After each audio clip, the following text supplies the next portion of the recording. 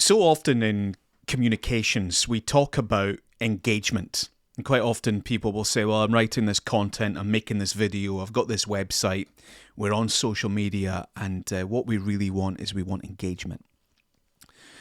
And they want people to like them, and they want people to trust them, and then we want people to buy from them. And it all begins really by giving people an opportunity to get to know you.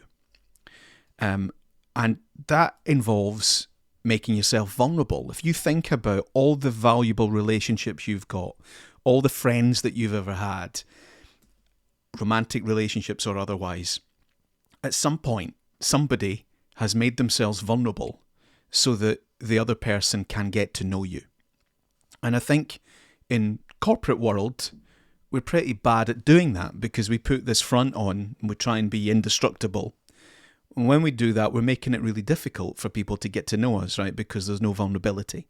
So we have to create an opportunity for people to get to know us. Slightly more romantic way of saying it might be you have to create an opportunity for someone to fall in love with you. And again, if you think about your own personal life, it hasn't happened if you don't have these opportunities. I know people that they get stuck in a lift together, or they're on an away day and it's pouring with rain and they end up sitting chatting. There's an opportunity that allows them to get to know each other, to fall in love, whatever it is. And at some point, it means somebody being vulnerable. We're all human beings at the end of the day. It doesn't matter what business we're in, what department, how senior, how rich, where we're from. We're all human beings, and there's certain emotional drivers that pretty much dictate our lives and where we go and who we spend time with. We're driven by emotion. And I was listening to somebody earlier on today. He was delivering some training, and he shared during the training, anecdotally, just for a split second, slightly off on a tangent, he said, I have this dream that one day I will have my own Formula One team. I love Formula One. One day I dream of having my own Formula One team. Now, everybody knows, including him, that, okay, that's probably not going to happen.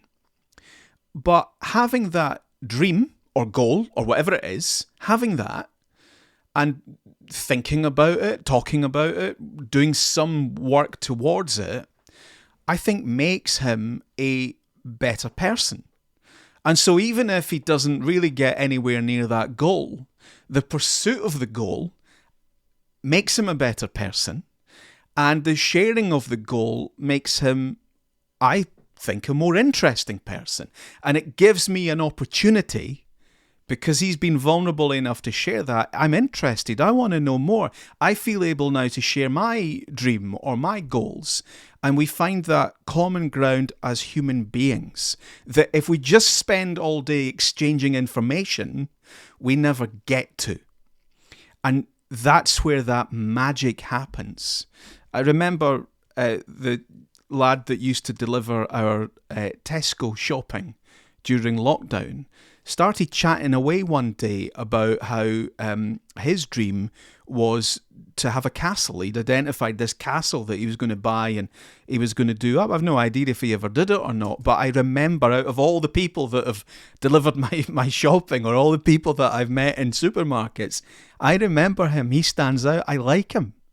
There was another guy who used to know his dream was to start a soup company. I think he was driving a van or driving a taxi or something at the time.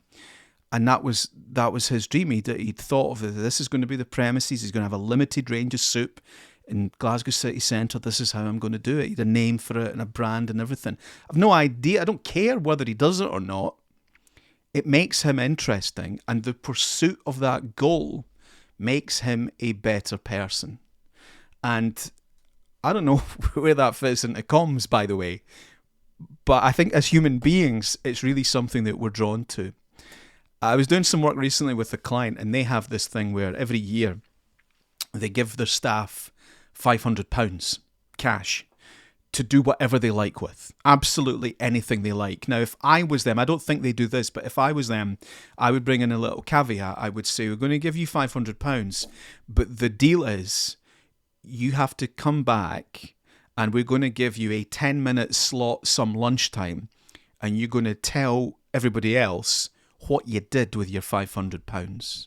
because I think it's those things, it's all that extracurricular that is where the magic is, and where we can build a team and we can get ideas and that creativity and really harness the potential and take things off in unimaginable new directions.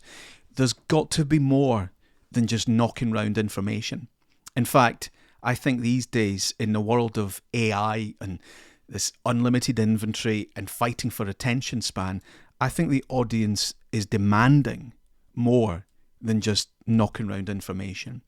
They want to get to know you. They want a relationship. You've told them. You've told me we want engagement. You're saying the relationship's important. You can't get that relationship with anyone if you're not willing to be vulnerable. And so the challenge is, how do you take all that and apply it to the work, to the website, the social media, the corporate comms, the big brand? And I think if you look at those big brands that have been really successful, they've actually been able to do it. And if this is striking a chord and you want to talk some more, you can subscribe, you can email me, you can visit us online. It's colin@comsteria.co.uk. Powerful communication for everyone. We're on a journey to reimagine corporate communication. Come with us.